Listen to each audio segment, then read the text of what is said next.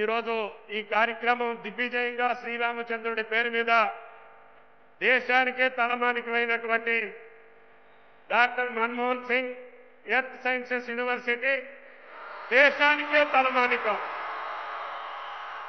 ప్రపంచంలో కూడా ఇటువంటి యూనిక్ యూనివర్సిటీ కొన్ని సబ్జెక్టులో కొన్ని రాష్ట్రాల్లో కొన్ని దేశాల్లోనే ఉంది.